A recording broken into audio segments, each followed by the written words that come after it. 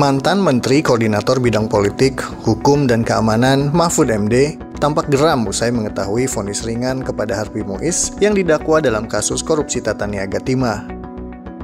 Kegeraman Mahfud itu ditumpahkan dalam cuitan di akun media sosialnya dengan menulis, vonis hakim itu tidak logis dan menyentak rasa keadilan.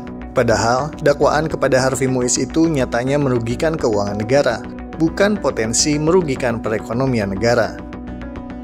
Dalam sidang di Pengadilan Tindak Pidana Korupsi Pengadilan Negeri Jakarta Pusat, Majelis Hakim menjatuhkan vonis 6 tahun 6 bulan penjara kepada Harvey Muiz, denda 1 miliar rupiah, dan harus mengganti kerugian negara sebesar 210 miliar rupiah. Mahfud MD menilai vonis tersebut tidak logis. Pasalnya, Harvey Muiz yang merupakan suami dari artis Sandra Dewi itu terbukti merugikan negara sebesar 300 triliun rupiah. Uang hasil korupsi itu mengalir ke banyak pihak, termasuk dibelanjakan barang-barang mewah, seperti mobil Porsche, Ferrari, dan Rolls-Royce. Ringannya vonis yang dijatuhkan kepada Harvey Muiz itu membuat janji Prabowo Subianto terkait pemberantasan korupsi terdengar hanya omon-omon. Terlebih, pernyataan Presiden Prabowo Subianto kerap berubah-ubah. Di satu waktu akan mengejar koruptor sampai Antartika, tapi di lain waktu bakal memberi maaf kepada koruptor. Vonis ringan yang dijatuhkan kepada Harvey Muiz membuat publik bertanya-tanya, apakah hukum di Republik ini hanya tajam kepada rakyat jelata? Pasalnya, ada banyak maling kelas teri yang hanya mencuri motor atau ayam divonis di atas 2 tahun penjara. Sementara, hukuman yang diberikan kepada para maling berdasi tidak sebanding dengan kerugian yang mereka timbulkan. Dalam kurun waktu 5 tahun ke belakang, ada banyak pejabat korup telah divonis bersalah, tapi hukumannya dinilai tidak setimpal. Sudah digaji besar dan diberi bermacam fasilitas, mereka tetap saja mencuri uang rakyat untuk memperkaya diri sendiri beserta komplotannya. Berikut ini daftar pejabat bangsat yang menggasak uang rakyat sebanyak miliaran hingga triliunan rupiah, tapi hukumannya terbilang ringan. 1. Johnny G. Plate. Menteri Komunikasi dan Informatika Johnny G. Plate diseret ke meja hijau lantaran kong kali kong dalam banyak proyek BTS 4G yang merugikan negara hingga 8 triliun rupiah. Pada November 2023, Pengadilan Tindak Pidana Korupsi Jakarta memvonis Johnny 15 tahun penjara dan denda 1 miliar rupiah. Majelis Hakim menegaskan ia terbukti bersalah melakukan tindak pidana korupsi secara bersama-sama. 2. Juliari Batubara. Menteri Sosial era Presiden Joko Widodo Juliari Batubara terbukti menerima suap dalam pengadaan paket bansos COVID-19 sebanyak 32,48 miliar rupiah. Ia memerintahkan anak buahnya untuk meminta fee kepada perusahaan penyedia sebesar Rp10.000 tiap paket bansos. Pada 23 Agustus 2021, Majelis Hakim Pengadilan Tindak Pidana Korupsi Jakarta menghukum Juliari Batubara 12 tahun penjara plus denda Rp500 juta. Ia pun harus membayar uang pengganti sebesar Rp14,59 miliar dan hak politiknya dicabut selama 4 tahun. 3. Edi Prabowo. Baru setahun menjabat Menteri Kelautan dan Perikanan di pemerintahan Jokowi Ma'ruf, Edi Prabowo terjerat kasus hukum.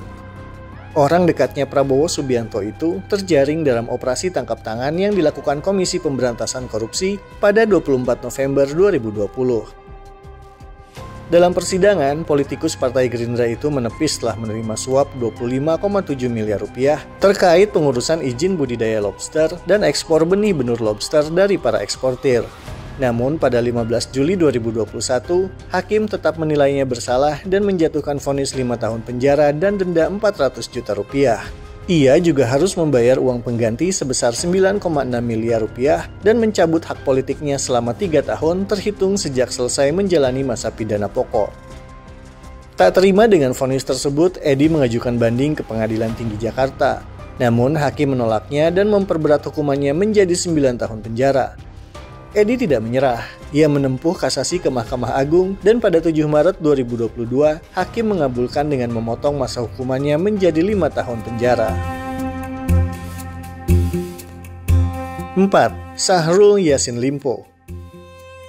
Politikus Nasdem ini berurusan dengan hukum lantaran menggasak uang negara saat menjabat Menteri Pertanian. Ia didakwa memeras anak buahnya di Kementerian Pertanian yang total nominalnya mencapai 44,5 miliar rupiah. Pada 11 Juli 2024, Majelis Hakim di Pengadilan Tipikor Jakarta Pusat memvonis Syahrul Yassin Limpo 10 tahun penjara dan denda 300 juta rupiah. Vonis itu kemudian diperberat menjadi 12 tahun dalam sidang banding di Pengadilan Tinggi DKI Jakarta. Dendanya pun menjadi 500 juta rupiah, subsidiar 4 bulan kurungan. 5. Idrus Marham. Pada 23 April 2019, bekas Menteri Sosial di era pemerintahan Jokowi JK, Idrus Marham, divonis 3 tahun penjara dan denda 150 juta rupiah. Vonis itu lebih ringan dari tuntutan jaksa, yakni 5 tahun penjara dan denda 300 juta rupiah. KPK lantas mengajukan banding ke Pengadilan Tinggi DKI Jakarta dan dikabulkan. Hukuman Idrus Marham diperberat menjadi 5 tahun penjara. Politikus Golkar itu terbukti secara sah dan meyakinkan melakukan tindak pidana korupsi yang dilakukan secara bersama-sama dalam proyek pembangkit listrik tenaga uap Riau I. Idrus menerima suap sebesar 2,2 miliar rupiah dari pengusaha yang ingin mendapatkan proyek tersebut. Tak terima dengan vonis tersebut, Idrus Marham mengajukan kasasi ke Mahkamah Agung dan dikabulkan. Hukumannya dikurangi menjadi 2 tahun dan denda 50 juta rupiah, subsidiar 3 bulan kurungan. 6. Iman Nahrawi.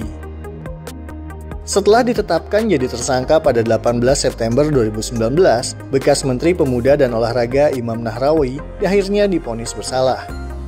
Imam menerima suap 11,5 miliar rupiah dan gratifikasi 8,64 miliar rupiah terkait dana hibah Komite Olahraga Nasional Indonesia. Pada 29 Juni 2020, Pengadilan Tindak Pidana Korupsi Jakarta Pusat menjatuhkan hukuman 7 tahun penjara, denda 400 juta rupiah, dan harus bayar uang pengganti sebesar 18,1 miliar rupiah. Vonis itu lebih ringan dari tuntutan jaksa penuntut umum KPK, yakni 10 tahun penjara dan denda 500 juta rupiah. Berapapun angka korupsinya, mau puluhan miliar atau triliunan rupiah, vonisnya tetap ringan. Itu pun belum termasuk diskon masa tahanan yang kelak akan mereka dapatkan. Johnny G. Plate terbukti merugikan negara hingga 8 triliun rupiah, divonis 15 tahun penjara. Julian Batubara korupsi 32,48 miliar rupiah, divonis 12 tahun penjara. Edi Prabowo menerima suap 25,7 miliar rupiah, divonis 5 tahun penjara. Namun belum genap 5 tahun mendekam di penjara, Edi dinyatakan bebas bersyarat pada 18 Agustus 2023. Ia mendapatkan diskon hukuman dari seharusnya 60 bulan menjadi 21 bulan. Syahrul Yassin Limpo korupsi 44,5 miliar rupiah, divonis 12 tahun penjara. Idrus Marham menerima suap sebesar 2,2 miliar rupiah, divonis 2 tahun penjara. Pada 11 September 2020, bekas Sekretaris Jenderal Partai Golkar itu keluar bebas dari lapas Cipinang. Imam Nahrawi menerima suap dan gratifikasi hingga 19 miliar rupiah, divonis 7 tahun penjara. Seharusnya Imam mendekam di penjara sampai 2027, namun pada 1 Maret 2024 ia dinyatakan bebas bersyarat.